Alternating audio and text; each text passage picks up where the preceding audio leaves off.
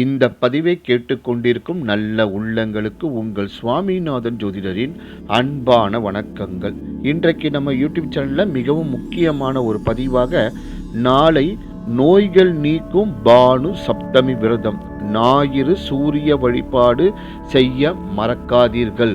பதிவுக்குள்ள போறதுக்கு முன்னாடி நம்ம யூடியூப் சேனலை யாரெல்லாம் சப்ஸ்கிரைப் பண்ணலையோ சப்ஸ்கிரைப் பண்ணுங்க, ஷேர் பண்ணுங்க, லைக் பண்ணுங்க. இப்போ பதிவுக்குள்ள போயிடலாம். நோயற்ற வாழ்வு வாழ வேண்டும் என்பதே அனைவரின் விருப்பம். உலகிற்கு ஒளி கொடுக்கும் சூரியனை வழிபட்டால் நோய்கள் நீங்கும், எதிரிகள் தொல்லை ஒழியும். சூரியனுக்கு உகந்த தினம் ஞாயிறு, அதுவும் சப்தமி திதியும் ஞாயிற்றுக்கிழமையும் ஒன்றாக வரும் நாள் பானு சப்தமி என்று சாஸ்திரங்கள் கூறுகின்றன.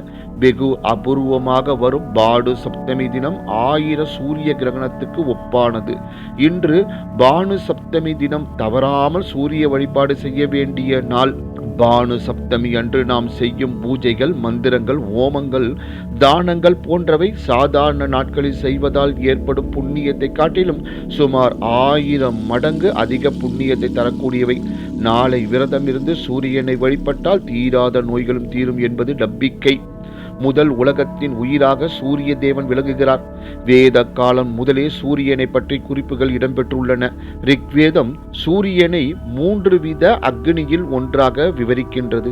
யஜுர்வேதம் சகல உலகங்களையும் ஒளி பெற செய்பவன் என்று போற்றுகின்றது. அதர்வன வேதம் சூரியனை வழிபட்டவர்கள் இதய நோயிலிருந்து விடுபடுவர் என்று வழிகாட்டுகிறது.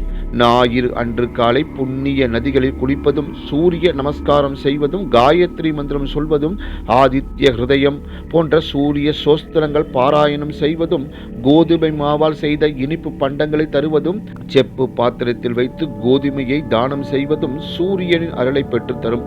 அந்நாளில் மறக்காமல் புண்ணிய நதிகளில் நீராடி சூரிய நமஸ்காரம் செய்ய கண்களில் உள்ள கோளாறுகள் விலகும், உயர்ந்த பதவிகள் கிடைக்கும். சூரியனின் புதல்வரான சனீஸ்வர மூர்த்தி தம் பெற்றோர்களுக்கு பாத பூஜை ஆற்றும் திருநாளே ஞாயிறு சப்தமியும் கூடும் நாள். தினமும் 7 குதிரைகள் பூட்டிய தேரில் பிரபஞ்சத்தை வலம் வரும் சூரிய தேரை ஓட்டுகின்ற அருணன் ஞாயிறும் சப்தமியும் கூடும் பானு சப்தமி நாளில் அருணோதய சக்திகளை சூரிய சக்தி திரவியங்களாக நிறுவுகின்றனர். சனீஸ்வரமூர்த்தி ஈஸ்வர பட்டம் பெற்றவுடன் சர்வேஸ்வரனை வணங்கியதுடன் தமக்கு ஆசிகள் அளித்த பெற்றோர்களான சாயா தேவி சமேத சூரிய மூர்த்தியை சாஷ்டாங்கமாக விழுந்து வணங்கி பூஜிக்கின்ற திதியே பானு சப்தமி திதி. சூரிய குலத்தை சேர்ந்த ஸ்ரீராமர் பானு சப்தமி நாளில் ஸ்ரீமன் சூரிய நாராயண விஷ்ணு சுவாமிகளுக்கான பூஜைகளை சூரிய மண்டலத்தில் விஸ்தாரமாக நடத்தி பூஜிக்கின்றார்.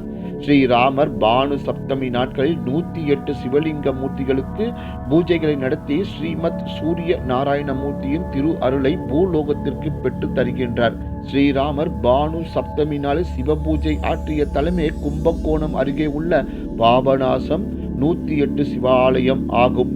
இங்கு உள்ள சூரியமூர்த்தி மிகவும் சக்தி வாய்ந்தவர். பானு சுதாகரர் என்ற நாமம் தாங்கி தினமும் 108 சிவலிங்க பூஜைகளை ஆற்றி நவ கிரகங்களுக்கு எல்லாம் அதிபதியான பேற்றை பெற்ற மூர்த்த வடிவுகளுக்குள் ஒருவர். காலையில் எழுந்து நதியில் நீராடி நித்திய பூஜை மற்றும் அபிஷேகம் செய்தால் நன்மைகள் பல வந்து சேரும்.